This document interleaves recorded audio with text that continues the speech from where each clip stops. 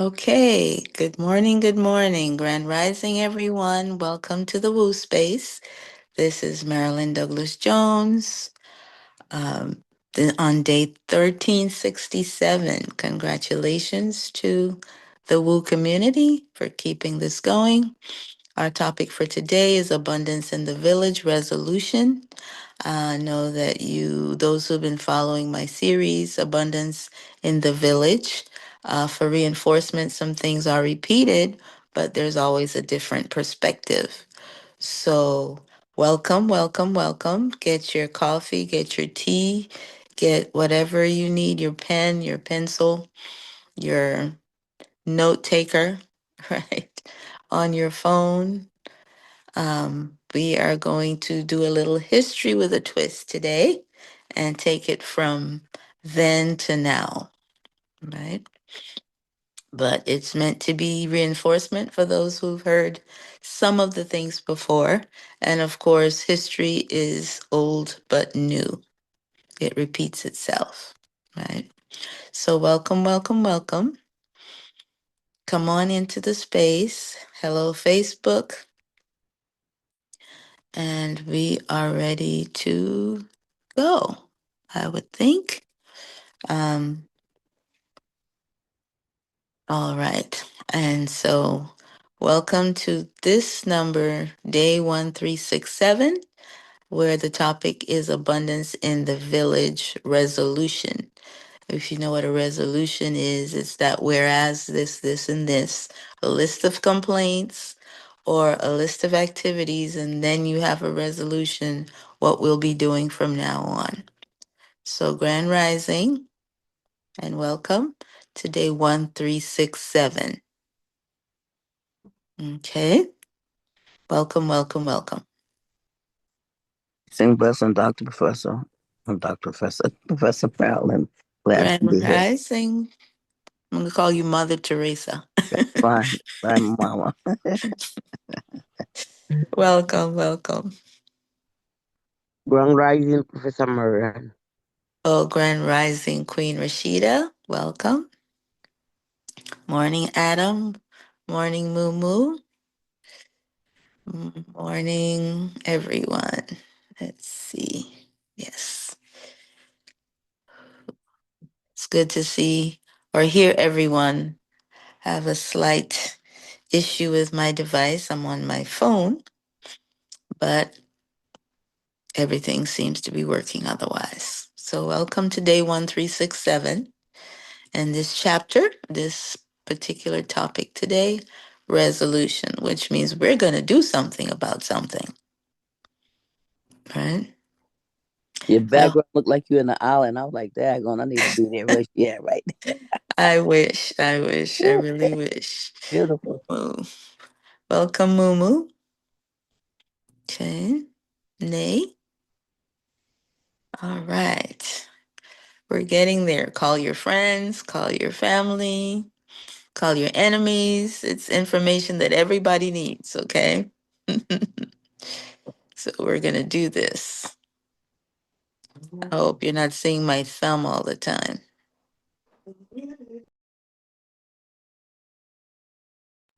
All right.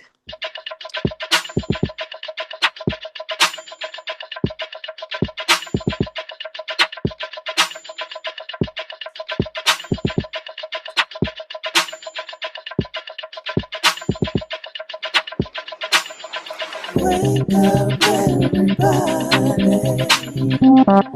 It's time to get up.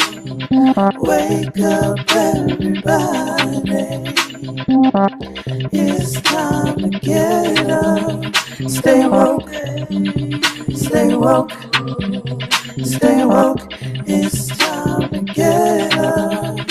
Stay woke, stay woke, stay woke. It's time to get up. We're healing, we're dealing, we're growing. Together, releasing. We're teaching, we're moving. Together, we're learning, discerning. we're striving. Together, together, we're leading, connecting, transforming. Together, together.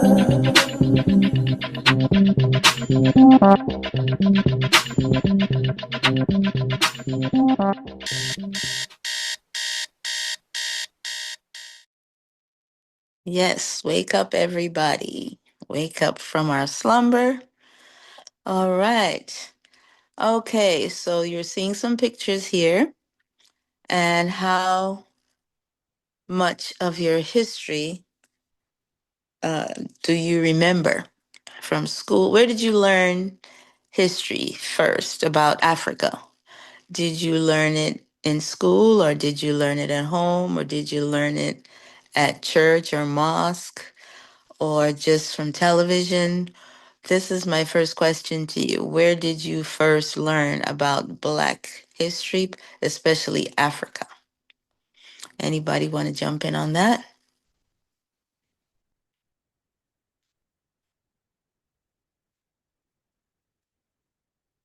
I think at Okay. I learned a lot of stuff at church because we used to have a lot of Black history things, and so there were some things that I never knew. And we Hmm. stuff, about stuff like this at church. Okay. Was it about Africa or African Americans? It was about Africa. It was about different things. Like they had different titles and stuff. I said, Okay. Mm. different places and stuff like that. And also at home, my mother exposes the stuff. The schools didn't really teach. They just talk about slave stuff. They didn't really talk about how beautiful it was. They showed a lot of negative pictures about it. And it was like a barren land, but not the beauty of it. And a lot of Awesome. time, Wu too. I went through a lot of stuff too. Okay. Okay. So, of course, there's an expression, if we don't know our history, we're doomed to repeat it, the negative parts, especially, right? But we're doing better right now because we have the internet. And sometimes people knew the history but did not share it with the children because it was painful to them. But we we existed, Africa existed before slavery or the transatlantic slave trade, right? And so, what do you recognize these pictures? Either one of these pictures? Who recognizes the man on the right? Your left, maybe?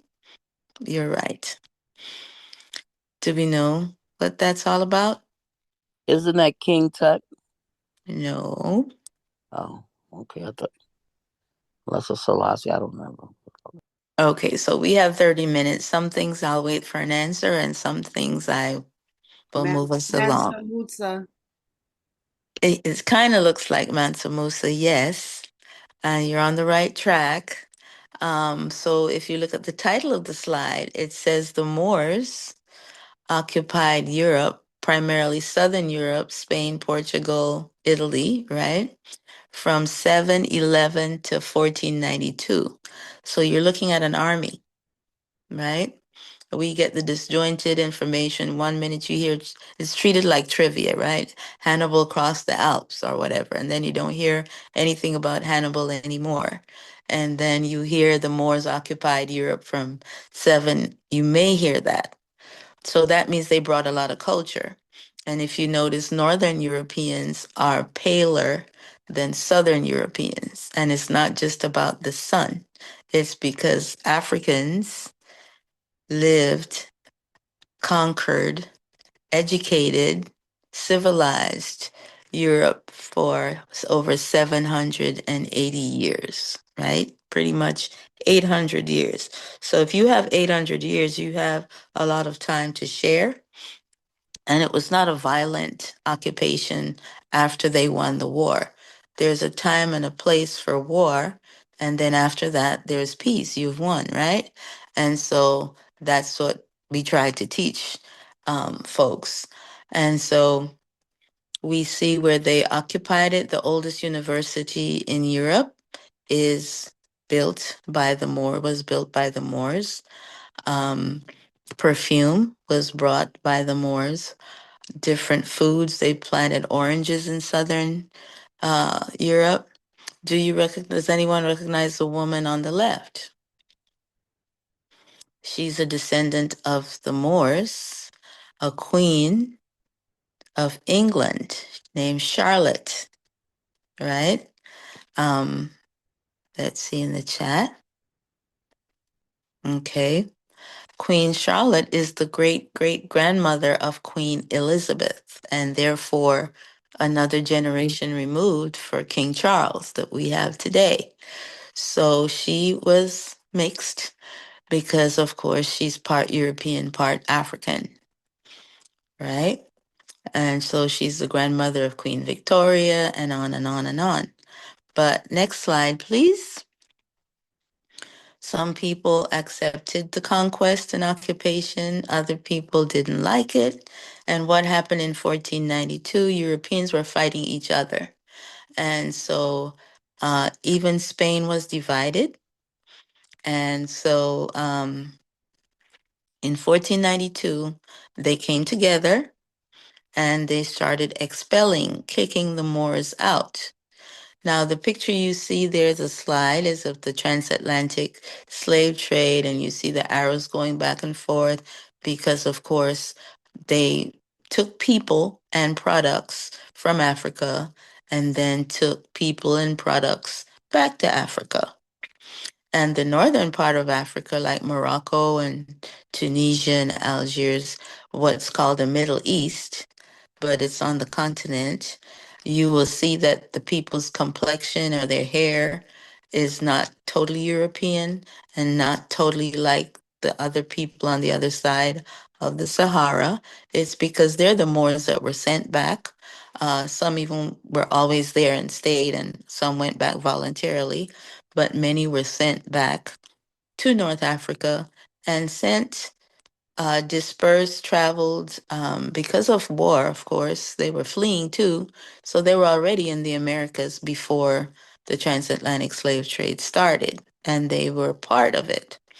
So when you see in your history books that there were translators for the Europeans, it was the Moors that were translators. You will hear that on the Nina, Pinta, and Maria, there were navigators, and they said Moorish navigators. They didn't use the word African, they used Moorish. And so those were the people that first were looking out and spotting land and telling people where to go. When Columbus got lost, a Moor was the first one to spot land. Sometimes they say it was a Jewish person, but all three ethnicities were there: white, Moorish, and Jewish, right? And so on this part, they were dispersed. That's how we get the word diaspora. Some forcefully, some voluntarily, back to Africa and across into the Americas. And then some became enslaved and participated in the slave trade. Okay. But of course, they were fighters, descendants of fighters. And so they rebelled. So from the 1500s, you hear about Jamestown 1619, but the dispersion of Africans to the West in larger numbers, other than Mexico, was from the 1500s. So you see 1492 and 1500, right? There we are. Next slide, please.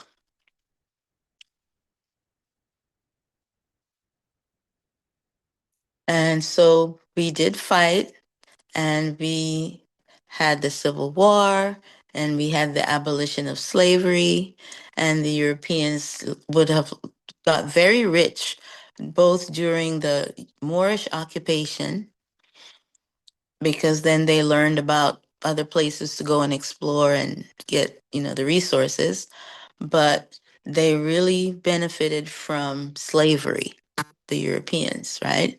And so there was always a fight to be free. And once, who knows when slavery was abolished? Slavery was abolished 2 or 3 times, and then finally the third time. Does anybody know any of those dates? When was slavery, the transatlantic slave trade was abolished really in 1807, right?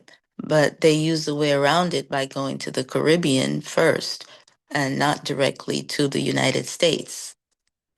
Okay. All right. We know 1619. All right. And Veronica's 1835. Yes, and the British did it in the Caribbean. Yes, 1834, 1833. And so when is Juneteenth? What is that about? It means that the Americans were very stubborn. That's what it means, right? So they kept doing slavery, they kept practicing it. And even when it was abolished, or emancipation is a new word they used, that's what Juneteenth is all about. But when was that? Does anybody remember the year, or the 2 years that emancipation was proclaimed? Okay, Veronica says 1865. But that's where Juneteenth comes from. That's when it was actually enforced in Texas and Louisiana. But it was really January 1st, 1860, maybe. But the farmers in the South wanted to get some more crops in before they let the Negroes go. And so for 2.5 years, um, African Americans in the South were continued to be enslaved until General Granger rode into Galveston and said, It was look, 1863 that the 1863, yes, 2 years. was signed. Hmm. Yes. 2 years, yeah.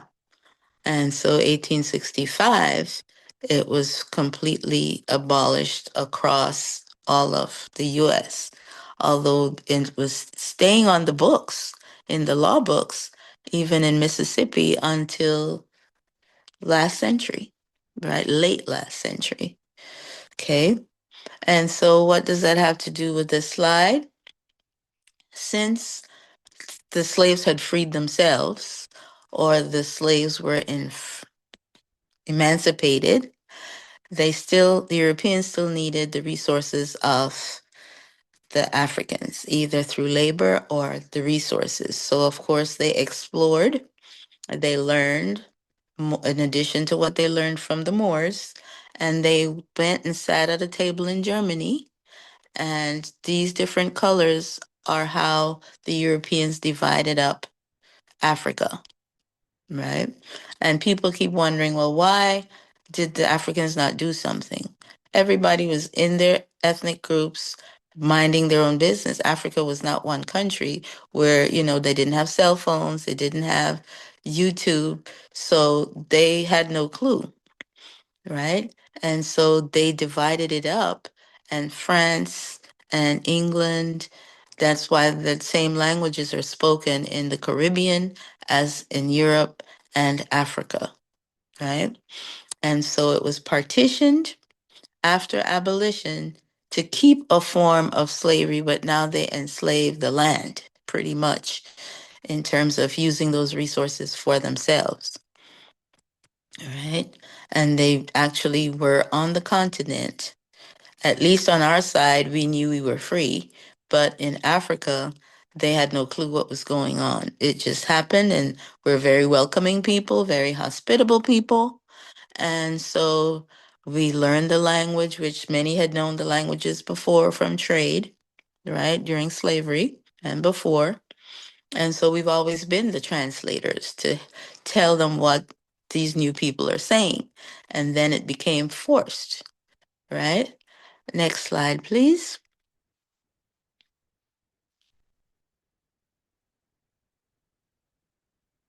Africans also rebelled, but this was in the 60s, right?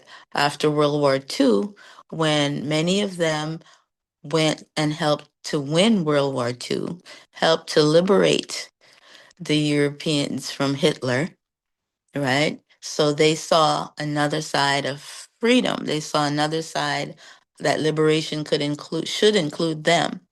And this is around the 60s, 40s to the 60s. We have uprisings everywhere, nonviolent for the most part, right? At least on our part. So independence started in the late 40s into the 60s and 70s. In the US, of course, African Americans had the civil rights movement. And so Martin Luther King actually mentions them as a very educated person. He talks about an island of poverty in an ocean of prosperity, right? So people knew what he was talking about if they knew their geography. He had been to Africa. I don't know if you know that. And so those movements began after World War II. Remember, there were two wars, one and two.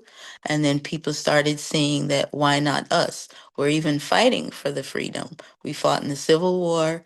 We're fighting in World War I. We're fighting in World War II. When is going to be our time? Right? And so when they became independent, they got new flags. They lowered the colonial flags and raised up their own flags. Right? Let's see what's happening in the comments. Yes, we have our dates. Yes. Okay. And then, next slide, please.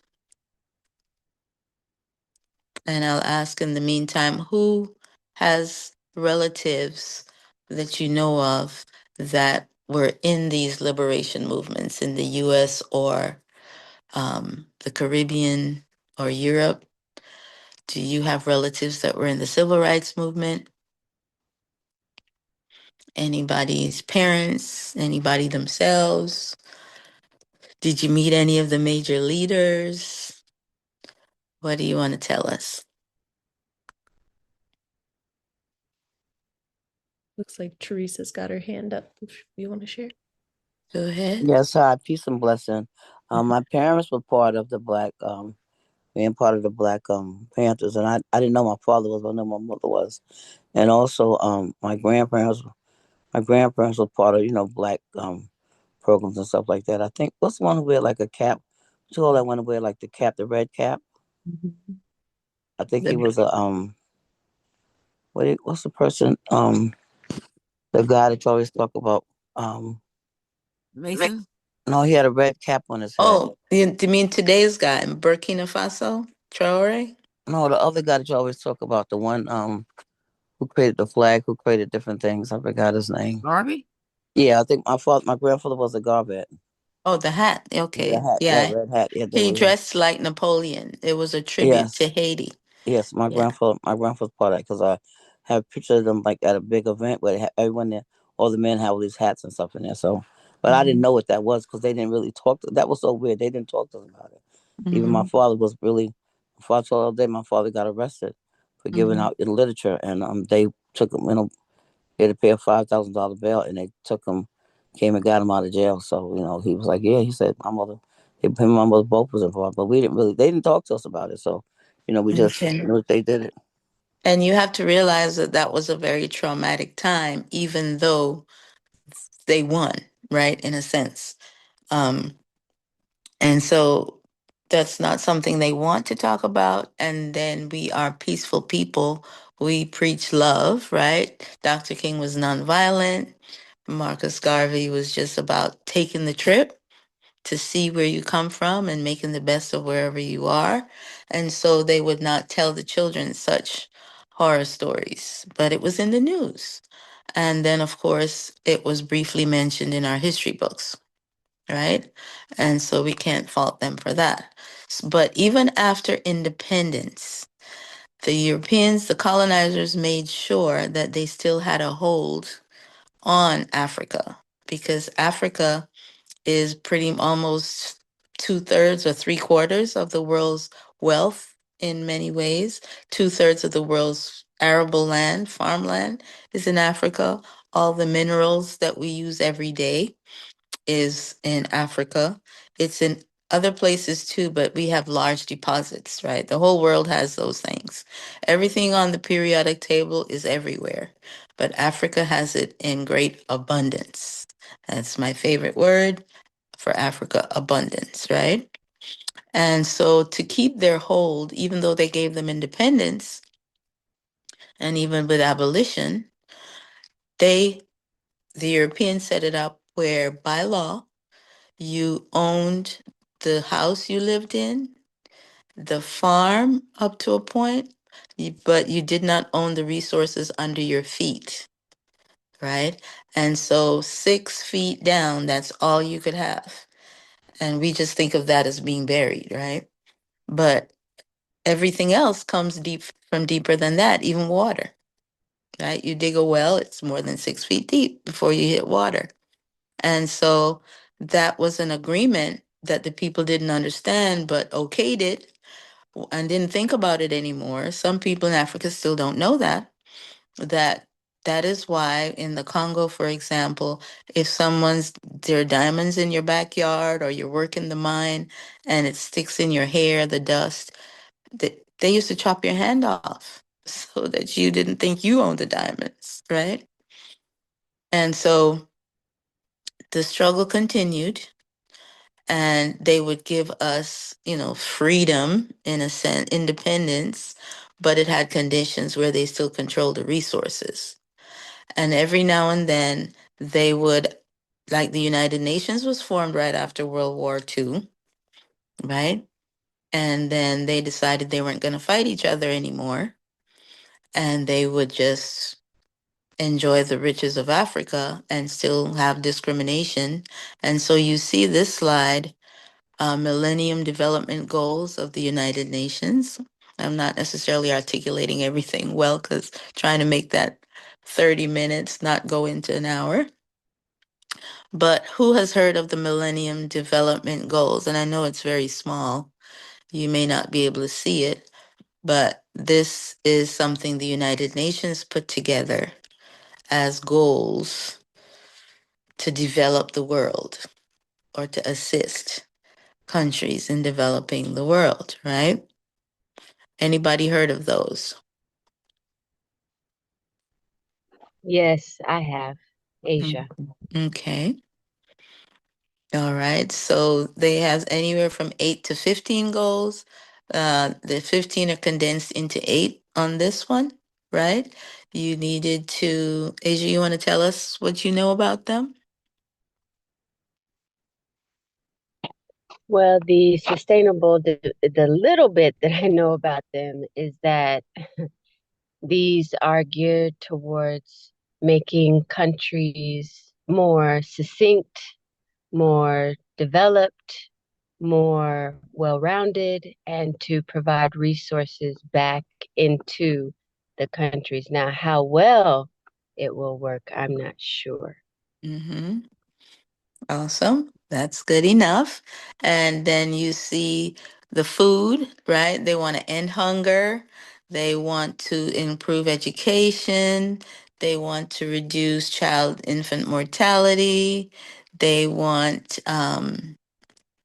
just all these wonderful things that, maternal health. Um, and of course, they want to control the population, right? But they claim if they want a healthy population. So all those goals seemed good. But when you look at the literacy rate of Africa, when you look at the, and you have things like USAID, which is a big thing right now, right? Um, that supposedly went in to help, but it was also spies. It was also people experimenting. And, we're excited. PETA didn't want you to experiment on animals to get drugs, but then they still experimented on Africans, right?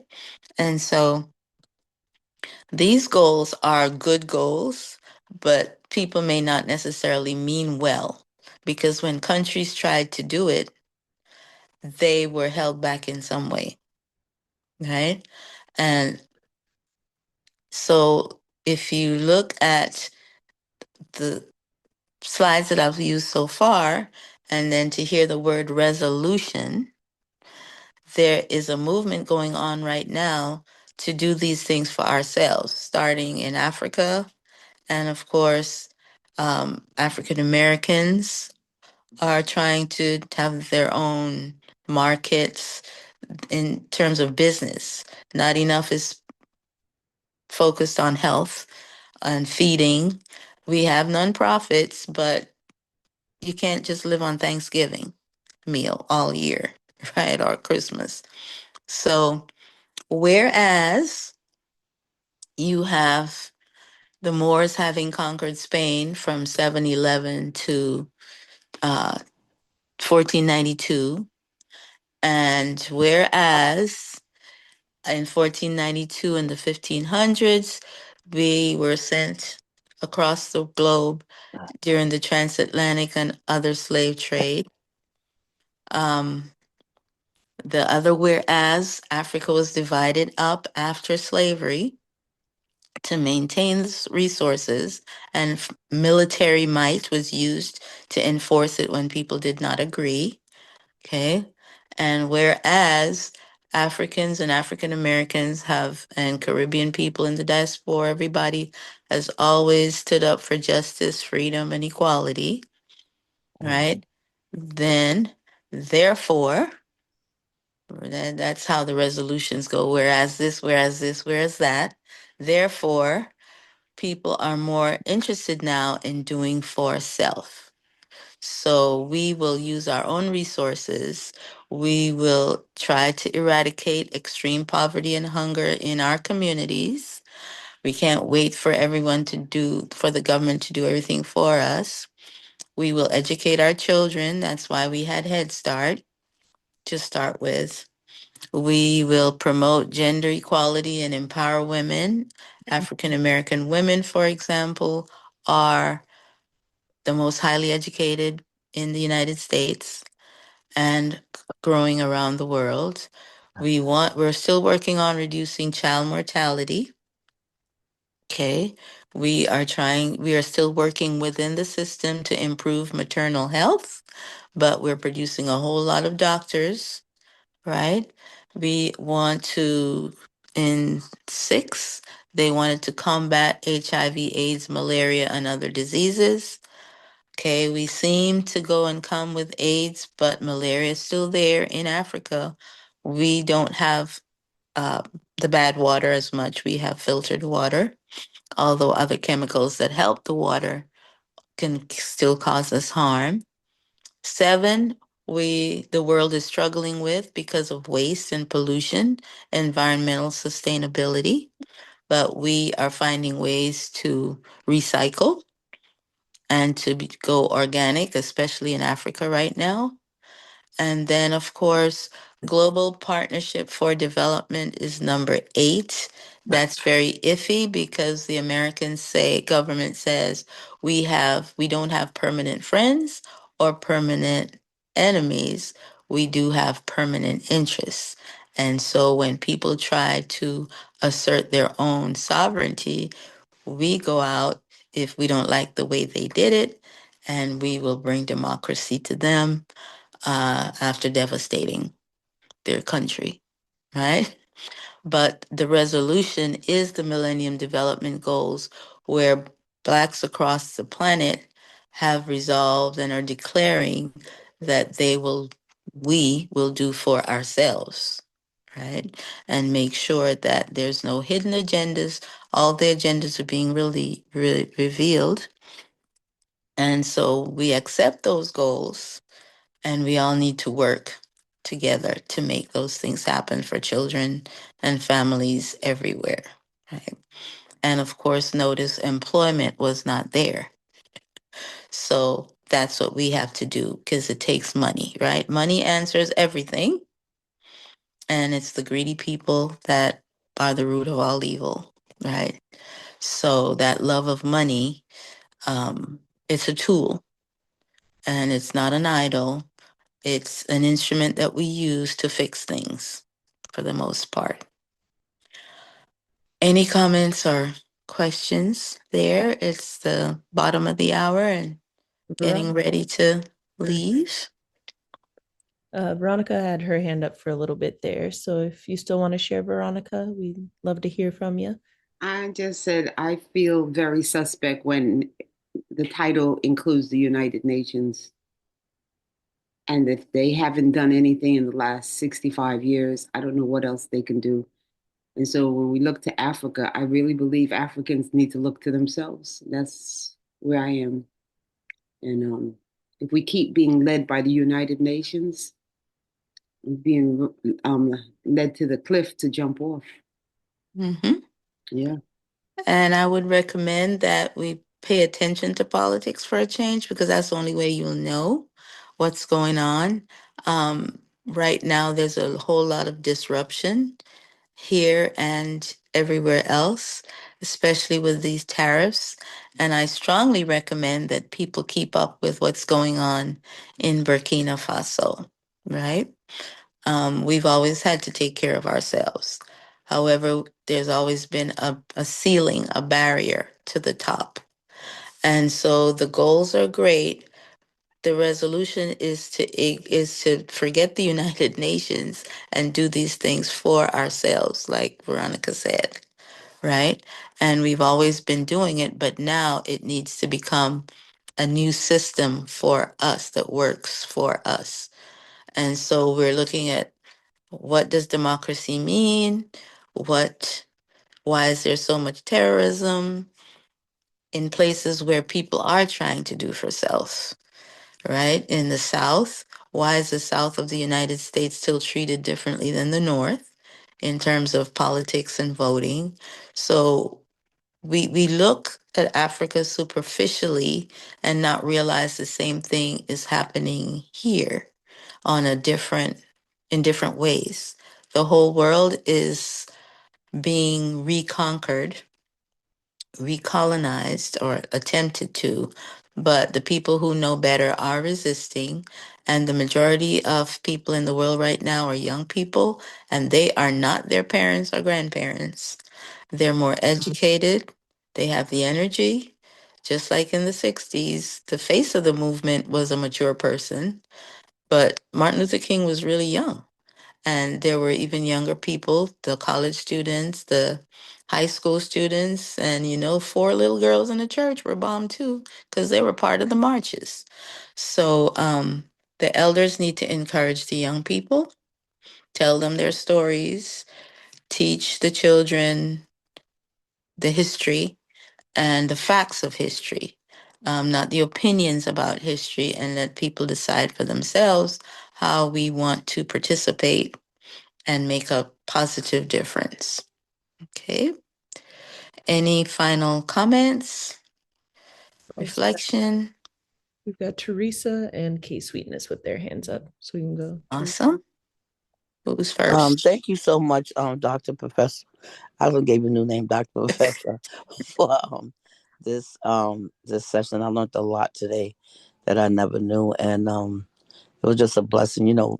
Being educated. I love the way you teach and stuff. I wish that more people could come and be taught like this, because it was really good. And I just wanted to say that we've had the Black Postpartum Awareness Week, and there was a lot of young people in there on Saturday, and I haven't seen that kind of fire in person in a while. And but those young girls were like they ready to take on the cause of postpartum awareness. So it's like we do have the people, young people out here doing stuff like that. So just try to try to look at that once they put on YouTube, but look at those young people that's on and stay in contact with them, because they said they need our support, to help get the message out. But they were very powerful, very they was dancing, they were doing plays, they was just, and I think it's two, I know one group is three, I forgot the other group, but they were very powerful on Saturday. So let's encourage young people to step in these places, because they have been equipped and they're ready. And I'm complete. Sweetness. Thank you, Teresa. We all have a part to play. All right, K Sweetness. Yes, peace and blessings. Can you hear me? Yes, loud and clear. Loud and clear. I love it. I love it. So, just for clarity in regards to what our beloved Veronica was talking about as far as the United Nations. So we we want to be at the table, but however, who's at the table? So to me, what I heard, and from the measure of understanding that I have is that so Africa, many continents, so countries, and so if we're at the table, to me, a very good question was raised is if they haven't done anything in these 60 something years, then what are we doing at the table? Have we consciously, unconsciously adopted the behavior of the oppressor? And is greed at the center of everything? Because, why are we still here having these same conversations about who is us? Right? Because you started off with showing me a queen who was mixed, and then now is no longer mixed, right? Her descendants are no longer mixed. So yeah, I'm not leaving with a whole bunch of clarity, is what I'm saying at the end of this session. I am leaving with some questions, and I know that I can explore this on my own, and I probably need to do that. So I wanted to share that is that, when I say we, who am I saying that about? Because you asked a question earlier in the session, and I felt inadequate about answering is where did you learn about Black people or African people?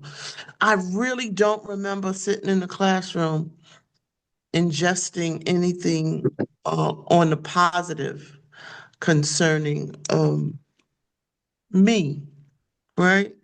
So yeah. Well, I neglected to say thank you for continuing to show up, beloved. I appreciate and love you. So that's what came up for me, is that I'm not connected to Africa post slavery. Okay. I'm not. I'm not, and I know that it's necessary to have a connection to me before, you know, Kunta Kinte.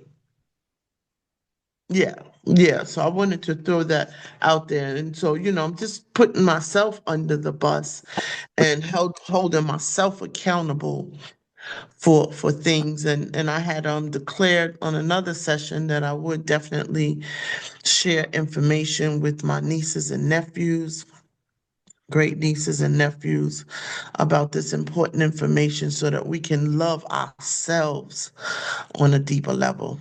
And with that, due to time, I am complete. Well, thank you for your comments, and I totally understand. And we all know it's difficult to get a lot done in 30 minutes. But first and foremost, I'm wishing you a very happy birthday. Blessed Earth Strong. Happy birthday. Happy birthday. And secondly, the resolution, which is why we have the Millennium Development Goals here. It's not that we're going to we're satisfied with what the United Nations is doing. It's we must do this for ourselves. But we can't do what we don't know needs to be done, right? So the responsibility now is on us, not only to do for ourselves as a group, but to do our own due diligence as individuals to make sure we have the right information and the right experiences will come forth and prepare you. That's what it's been doing. You've been divinely appointed for such a time as this to make that difference on a micro level as well as on a macro level. But the key now is information, the right information, facts more than opinions, right? And yes, um, based on what Veronica has said and what everyone else has said, there is a knee on everybody's neck to make sure this does not happen. There are quotes now on YouTube with videos, and of course, we need to discern between, artificial information and real information. But The plan when dividing up Africa is to keep Africans poor to make the rest of the world rich, right? And then how do you do that? You keep people ignorant, you divide them in the wrong ways. We have people from one tribe that are in one country, but the border has some on the other side. It's like Mexico and the United States, right? And so language then becomes a barrier, or people don't see themselves as being an ethnic group, they see themselves as a nationality when those boundaries were imposed by that partitioning, right? And when you divide people like that and mix them with other people, there is friction, okay? And so we have to look now as one human race, one Black people globally. Our experiences have the same start, might be different individually, but we all came on different boat ships, but we're in the same boat now, where people want what we have, but they don't want us. And we must now have more responsibility and take more ownership of what we have and make the best of it. Don't take things for granted. Don't be the ones polluting, right? Every child is your child, right? Education. Don't let them miseducate your child or use disinformation to make it so that your child cannot communicate with the rest of the world, right? Our literacy rate is lower than some African countries. The Africans have been trying. When they felt good about independence, they got more schools. They, you know, the healthcare was still an issue because, of course, we have our traditional medicine, and it's been working because more people in the United States have been victims of HIV/AIDS than in Africa by country, right? And so we have to look at what's already been done and build on that. And we need to communicate better. It's not us versus each other anymore. It can't be, because we're divided to be conquered and now to be eliminated. And so, if you want to survive and where's this resilience, it's in these goals to make sure people are educated, they're healthy, they're comfortable, they're belonging somewhere, they have a sense of belonging, and they're not in an environment where they're polluted to where cancer is the biggest health industry going, right? That it's not contagious, but it is a pandemic, right? And no one's really trying to heal it. They're trying to maintain it. That's just one of the diseases. Okay. And we have to see who's managing our food, what's in our food. Those are things we read the label. We make sure our kids understand science, the periodic table. So we're on the way out. We need to make sure the next generation is better equipped than we have been, and they have access to the internet. They can't just be playing games, right? Mentor, mentor people who aren't even your children, your grandchildren, right? And if the divine nine, what's divine about them? Imagine if all the fraternities and sororities and lodges, the Masons, if they got together and had one conversation, one goal, developed, notice that their systems are similar, because fraternities are imitation of the lodges, the Masonic people. And so what does that mean? It doesn't mean you have a private club where only you get rich. It doesn't mean the police won't bother you, but they'll bother your neighbor who looks like you. It should mean everybody should feel safe, everybody should feel empowered, everybody should have a job, and everybody should have a legacy plan. And that will be another topic again soon. Okay. In the chat, anybody's hand up? Asia has her hand up. Okay. Aisha. Greetings again, and I love that. Dr. Professor. Yes. That's Teresa. Yes. So, and you have earned it. So, as you're talking, And speaking, I'm thinking about the millennial goals, of course, and the when people, when the government, when United Nations, whatever international organizations give free stuff, we're gonna help you. We're gonna give you free food. We're gonna give you free education. We're gonna swarm in and save. I wonder under what paradigm are they giving this free education, this new lifestyle, this community, I don't know, relations and things like that. Like, is this a spiritual paradigm? Is this an Afrocentric paradigm? And so that is scary, and everybody's talked about it. You just did as well, Professor, that we should do it ourselves. And still me, I have drunk the Kool-Aid as well. And even though I am reprogramming my own mind and my own lifestyle, I still catch myself the way I talk, the way I interact with people. I'm like, wait a second, that's not authentic. That's not true to me.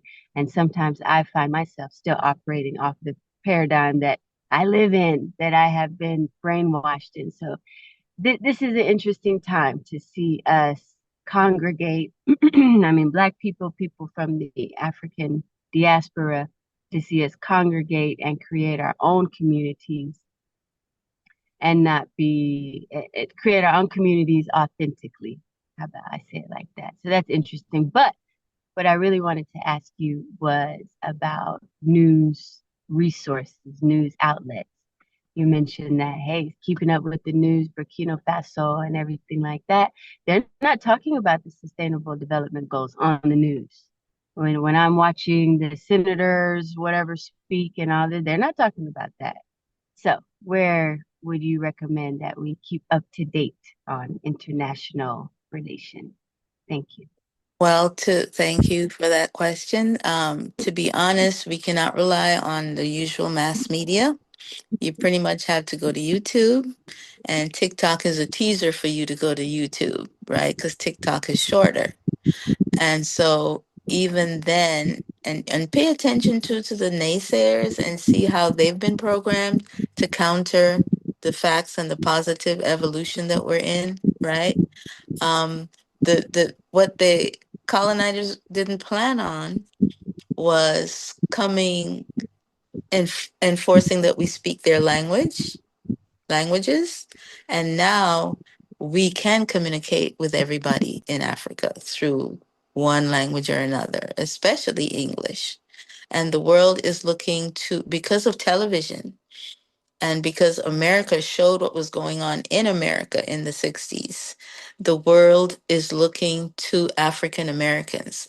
Africans in Africa are looking to African Americans to connect and even to be the voice, because we talk, we shout, right? We turn the mothers out, right? And so they're willing to do the work. They're already doing the work. They feel isolated. And the thing is, when the ones who crafted independent strategies and became independent, they were corrupted, some of them, right? Or the people after them. So you have these millennium goals that sound really good, and we can love our colonizers for coming up with that because we really needed the change. But at the same time, they are paying the leaders not to let it happen, right? And so that's why the young people now who can read for themselves, who have gone to university but have no jobs, they know better and they're not taking it anymore. So that's why in Burkina Faso, he's the youngest president in the world at 36, 37, right? And his model is someone from his country, Thomas Sankara, right? They killed him. So if we were to just educate the public, our generations and up, and say, this is what happened to the people who tried. They were eliminated, right? Their penises, their teeth are in museums in Europe. Why are we still accepting that? Well, why do we have to pay to go to a museum that has our stuff in it? Right? And so from the little things to the big things, I mean, they may seem little, but they go very deep. We have to start questioning everything. And YouTube is the place to go. That's where the revolution is right now with information. Okay, I'm complete. All right. Looks like Anyone else? we have Queen A with her hand up, and then if there's no other hands, we can move into wrapping up. Mm-hmm. Go ahead, Queen A. Hey, loves, great AM. I'm gonna be quick because I know we got to get up out of here. Thanks for sharing this. I appreciate you coming on today, love. I just want to say, for me, at what point do we stop focusing on the past and start focusing on moving forward? Because to me, for 60 years, like you said, plus, we've been focusing on the past and meeting up and trying to strengthen something that's not even where we're home at. Instead of strengthening our own home, we've been working on fixing somebody else's home, and it's not working for us. We've been marching, we've been yelling, and that's not working for us. That's what they expect. We do what they expect us to do every time. And at what point do we stop playing their game of checkers and start playing chess? They focus on moving forward while we always tend to stay in the past. So at what point do we stop and say, okay, we know what happened. It's there. It happened. What can we do about it? Like, let's move forward. Whatever happened in the past is keeping us confused because this person was king, that person was king. It don't matter. It happened. It happened. At what point do we say we know it happened? Can we move forward without the marching and all that? Because it's not getting us nowhere. Can we learn, like you was talking about politics? Can we learn the laws? Can we learn finances? Because that's where we're going to beat them at. If we not learning none of that, we just marching. We can march all day. What is it helping if we don't know no law? What is it helping if we don't know finances? What is it helping if we don't even know how to get we don't even know how to own land, how to build credit? These are things that we need to learn how to do. So at what point do we stop and like learn how to grow our own gardens? That's things that we can actually teach ourselves. You get what I'm saying? So at what point do we stop looking in the past and start moving forward? Because I feel like us focusing on the past is keeping us stuck. That's just where I am with it. And I'm not saying don't learn, because yes, but like me and my mom talk about all the time, and I'm so grateful for her. I think where people get stuck at is, yes, know your past, but learn how to move forward from it. Don't get stuck in it. And I believe that's where we're at as a people. We get so stuck in the past and want to know who was the first person, who was this and who was that, and it keep us so stuck and confused that we can't even move forward or get clarity in our own life because we so focused on the past. And like we was talking about Africa, for me, I so loved the sister when she said, well, Africa, I'm not an African, and me, I'm not an African American, I'm an American. I was born an American. You get what I'm saying? So for me, it's like, okay, well, what can we do to get America together? Because we so focusing on getting Africa together. And I'm not saying nothing is wrong with that. That's fine. But America is jacked up. You know what I mean? So what can we do to get us together here first and focus on moving forward, and not what the United Nations and everybody else want us to do? Because I feel like that's where they know they have us. We always do what they want us to do. We always march and we do the same thing over and over, like you were saying, and everybody else saying for 60 years. Well, if we've been doing it for 60 years, like my parents taught me, it's just like, if you doing something one rough, you driving down the wrong way street and you think that you're going to get, to the right side, you keep driving down there, you're not going to get where you got to go. So that's where I just want to say with it. And after that, I am complete and I am not going to say no more. May I Well, may I jump in real quick, just for oh, a quick second, if you don't mind? okay. Oh, quick second. Give me a quick second. If we have people in America that are buying land, that are homesteaders, YouTube, Facebook, Instagram, there are hundreds of African Americans that are creating communities throughout our country. There are hundreds of thousands that are moving out and creating communities all over the world. No, we are not stuck. If you look for the workers, you will find them. We're all over. We're on Woo. We're on Black Homesteaders. Google it. You'll see people that are pulling grains, that are learning how to stand where they are. And then you have people that are building communities outside of America. No, we are not stuck. It's a myth that you think that we're stuck. And I'm complete. Thank you. Thank you, because that's sort of what I was going to say too, where you have to start at home. That's the thing. We're waiting for a big picture when we're supposed to be making the small parts of that big picture, right? History must never be forgotten. But yes, you shouldn't just get stuck on remembering it. You should do something about it to make sure the good parts continue and the bad parts are left behind, right? And our history does not begin with slavery. That's why I showed you the Moors in Europe and giving them civilization, right? You've seen the Flintstones maybe when you were younger. What was courtship? They took a club and hit a woman over her head, drag her by the hair, and that was it. What you're seeing in Africa now is courtship from day one. They're still in the same place doing the same thing. Pageantry, pomp. We have gold, we gonna wear gold. Bling is us, right? And it's not everybody.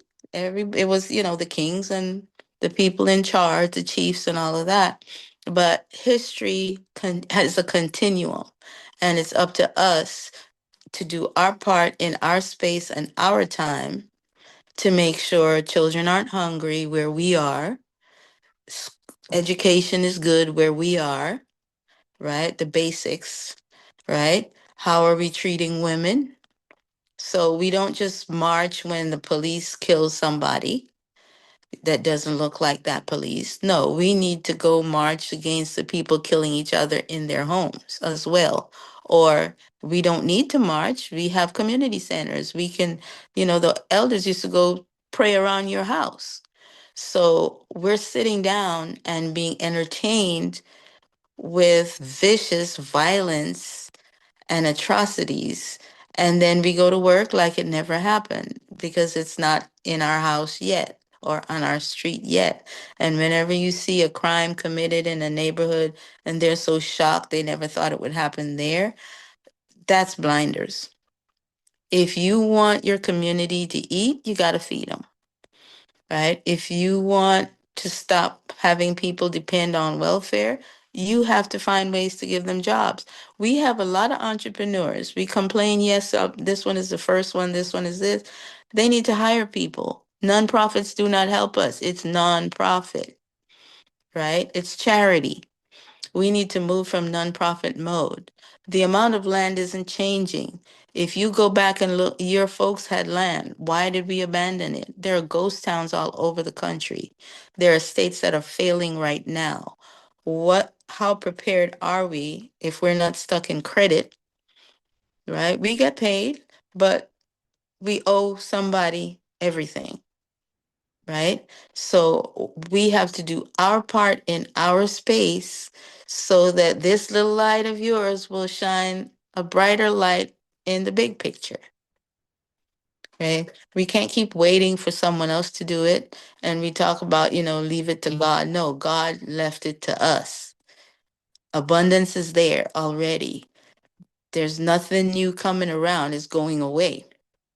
So, what are you doing in the space you have with the things that you have to make it better for you and other people? Don't feel bad about not starting yet, or don't feel bad about, the pace you're doing it. You're doing it, right? You're not, be grateful for not being on the street now or before, right? And so help someone else to get what you're getting or to do even better. There are lots of people out there giving financial education. Why are we afraid to take it or complete it? There are lots of people out there telling you how the law works. I do both, right? So what's to push you to the next level to get things done for you so that you then turn around, teach, each one teach one. We're past that. Each one needs to teach as many as possible. All right. So if it is to be, it's up to me, and I need to do my part, and it needs to make sense. It needs to make a difference. It needs to help more than one somebody. Right. And so Wu is doing it.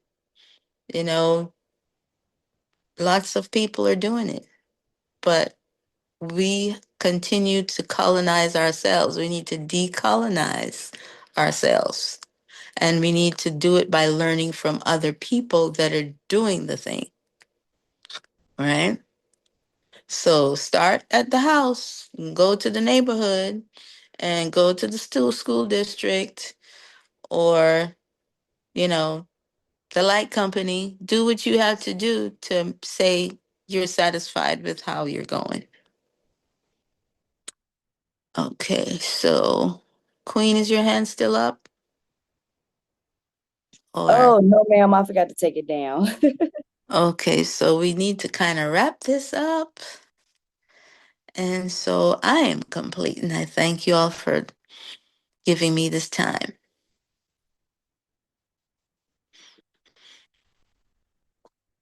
All right. Do you want to talk about your special offer and how folks can get it?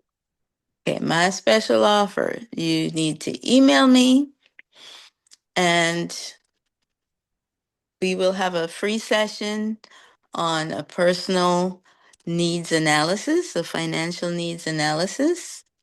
And then once we figure that out, we'll look at a financial strategy. I don't have any length of time for that in terms of, it's 30 minutes or an hour. No, it's whatever it takes to get it done and to have you follow through to the next level, which is to put a strategy together to make it happen. We look at what you need, and it might take 3 sessions, and it's complimentary. Okay, but following up is the key. Yes, thank you. And if you want that, just make sure you shoot her an email. It's also in the chat if you want to save it there. Otherwise, you can also reach out by phone. She's got an Instagram as well. But email is the best to get the special offer. So make sure you email for that. All right, stick around. This will be a short little wrap up. Make sure we're here to give the love shower. All right. Thank you for a great session. We'll zoom through these so we can get you your love shower. So love offerings and donations. As Stacy always says, Yogisha, giving is receiving. I always like using that. So if you can, if you're able, we have the ability to set up monthly automated love offerings. This will automatically take it out of whichever account you choose. You can do it for 25 a month, 50 a month, 75 a month, or 100 a month. Just click on the link and you can get it set up. This purely is a volunteer run operation. So this goes towards things like upkeep for the Zoom, the automated texts, things like that, just to keep the tech going, make sure everybody stays connected. So if you're in the position where you're able, please consider setting up a love offering. Coming up, we've got Own Your Operations. We've got a series, it looks like, by Athenia Rodney. So if you can come tomorrow, make sure to check it out. And then we love a TBD facilitated by Shayna. So of course that's going to be good. See how you can level up probably in the YouTube world or something different. You never know what Shayna's going to bring. We just want to thank all of the new members.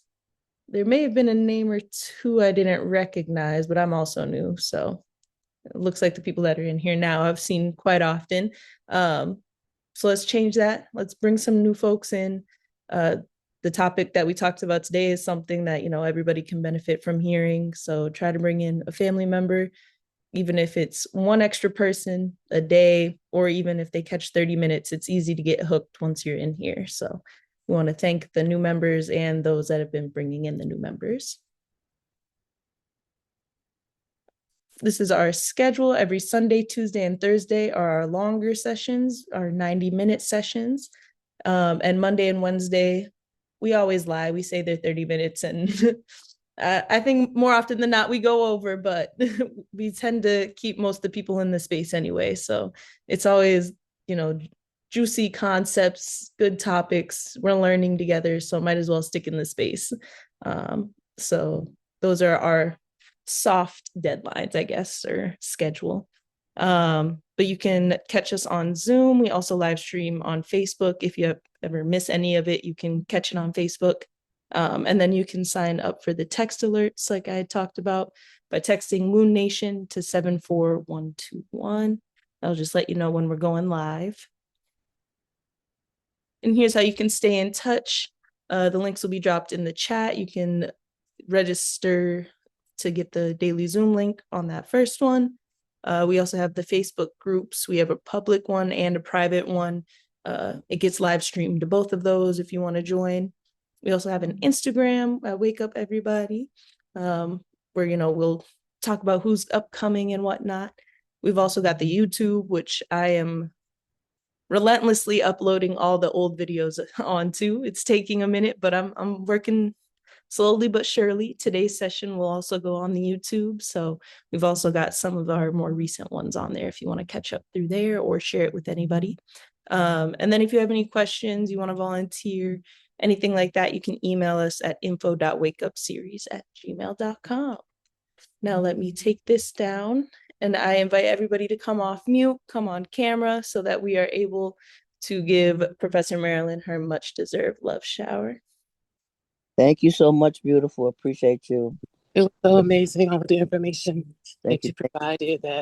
Thank you, Professor Hey, Marilyn. Marlene, Thank you, Professor Marilyn, for sharing the information today. Have a great day. See you. Love you much. Love you, Have Woo a family. wonderful Love day. you all. Thank you. Have a great day, Woo family.